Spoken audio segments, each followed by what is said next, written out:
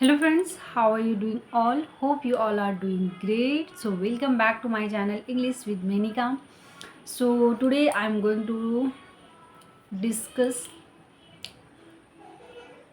how to use state of being in future. Yes. हमने last video में देखा कि प्रेजेंट टाइम में स्टेट ऑफ बीइंग का यूज़ कैसे होता है, पास्ट टाइम में स्टेट ऑफ बीइंग का यूज़ कैसे होता है। तो इस वीडियो में देखेंगे कि फ्यूचर टाइम में भी हम स्टेट ऑफ बीइंग का यूज़ कैसे करते हैं। और एक चीज़ मैं और बताना चाहती हूँ, क्योंकि अभी लोगों को लगता है कि स्टेट ऑफ बीइंग का क्या यूज है, लेकिन इसका बहुत बड़ा रोल है हमारे स्पीकिंग में। अगर आपको ग्रामर का टेंस नहीं आता कोई बात नहीं, एक्टिव पैसिव नहीं आता कोई बात नहीं, मॉडल्स नहीं आता कोई बात नहीं। आप अगर लर्निंग के एकदम स्टार्टिंग फेज पे हैं तो फर्स्ट थिंग मुझे ऐसा लगता है कि आपको सबसे पहले स्टेट ऑफ बीइंग समझना ही चाहिए, क्योंकि वहीं से आप बोलना स्टार्ट करेंगे। ठीक है, क्योंकि हम दिन भर बहुत सारे ऐसे वर्ड, मतलब कि 70 to 80% वर्ड जो हम बोलते हैं वो स्टेट ऑफ बीइंग से ही होते हैं। अब मुझे इवन बहुत सारे लोगों को ये पता ही नहीं होता है कि ये स्टेट ऑफ बीइंग है और हमें इसे कैसे बनाना चाहिए। इसमें कोई भी आपको वर्ब का टेंशन नहीं होता है, किसी भी वर्ब में हमें first form, second form, third form, इसका झंझट ही नहीं है। वर्ब आपको याद ही नहीं करना पड़ेगा। इस सिचुएशन के अकॉर्डिंग हमें बनाना होता है, किसी की अवस्था, किसी की स्टेटस, इन सब चीज़ों को बताने के लिए हम स्टेट ऑफ बीइंग को प्रेजेंट में यूज़ करते हैं, पास्ट में यूज़ करते हैं और फ्यूचर में भी यूज़ करते हैं। तो आज हमारा मेन फोकस रहेगा कि स्टेट ऑफ बीइंग को फ्यूचर में कैसे यूज़ करते हैं। तो सबसे पहले हम स्ट्रक्चर देख लेते हैं। स्ट्रक्चर हमारा जैसे हो जाएगा, सबसे पहले सब्जेक्ट जो भी है, I, we, you, he, she, it और कोई भी नेम। ठीक है, उसके बाद क्या आएगा, विल बी।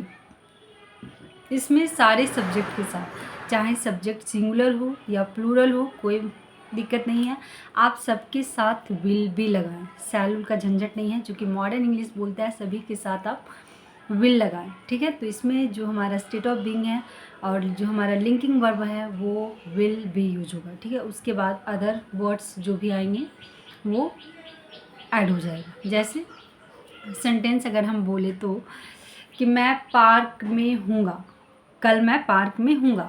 ठीक है, तो क्या बोलेंगे आप? थोड़ा अब हिंदी पे अगर जाएंगे तो लगेगा हूँगा ही हूँगा, ये सब क्या है।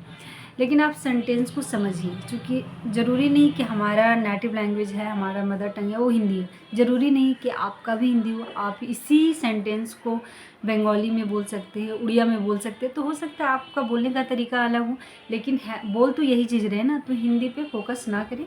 जैसे कल मैं पार्क में हूँ, आई will B in the park tomorrow. ठीक है, क्योंकि आने वाला कल का बात कर रहे हैं। कल मैं स्कूल में हूँगा, I will be at school या इन द स्कूल टुमारो। मैं घर में हूँगा, I will be at home. ठीक है, वह अमीर होगा, he will be rich, he will be rich. Meera उदास होगी, Meera will be sad, Meera will be sad. बच्चे खुश होंगे, children will be happy, children will be happy. बच्चे नटखट होंगे, children will be naughty, mischievous, है ना। क्या आप घर पर होंगे? अगर हम किसी से पूछते हैं, क्वेश्चन भी पूछ सकते हैं ना कि कल क्या आप घर पर होंगे। Will you be at home tomorrow, will you be at home tomorrow. हमने सेंटेंस क्या बोला, क्या कल आप घर पर होंगे। तो सबसे पहले जो हमारा लिंकिंग वर्ब है विल, वो हमारा पहले आ जाएगा, विल, उसके बाद सब्जेक्ट, उसके बाद बी, उसके बाद अदर वर्ड्स। जैसे will you be at home tomorrow, क्या कल तुम्हारी माँ किचन में होगी। Will your mother be in the kitchen tomorrow, will your mother be in the kitchen tomorrow. हाँ, अगर हम बोले फिर अगर इसका आंसर यस, मेरी माँ किचन में होगी, yes my mother will be in the kitchen, my mother will be in the kitchen. क्या कल तुम पार्क में होगा या होंगे।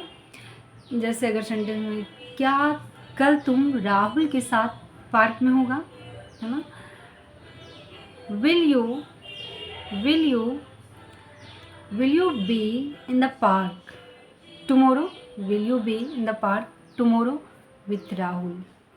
ठीक है, will you be in the park tomorrow with Rahul?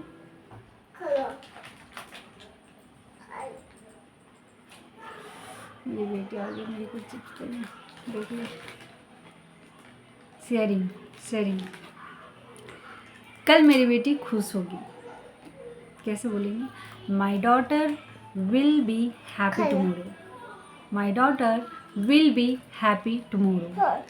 कल मैं उदास होंगी। आई will be sad tomorrow. I will be sad tomorrow. ठीक है, जब हम फ्यूचर का बात करते हैं तो आने वाला कल का ही बात करते हैं, इसमें स्टडी नहीं आएगा। ठीक है, क्योंकि बीते हुए कल नहीं, आने वाली कल है, उसके बारे में बता रही। तो I hope you guys understand कि किस तरह से स्टेट ऑफ बीइंग को फ्यूचर में हम यूज करते हैं। नेक्स्ट वीडियो में हम बहुत सारा प्रैक्टिस वर्ड्स लिख कर लेकर आऊँगी, क्योंकि इसमें हम प्रैक्टिस करेंगे। इसमें क्वेश्चन कैसे पूछते हैं, है ना, इंट्रोगेटिव, नेगेटिव क्वेश्चन, WH, सारे क्वेश्चन मिक्स रहेंगे, जैसे कि प्रेजेंट में, पास्ट में और फ्यूचर में, और बहुत सारा प्रैक्टिस करेंगे। क्योंकि सिर्फ रूल सीख लेने से नहीं, हमारा मेन मोटिव है वो है हमारा प्रैक्टिस। क्योंकि आप प्रैक्टिस नहीं करोगे तो फिर वही हम सारी चीज़ें भूल जाते हैं। तो next video I will just focus on practice. So thank you so much guys. देख लीजिए इसकी शरारत, तो आप देख लीजिए। नो बाय करो, बाय।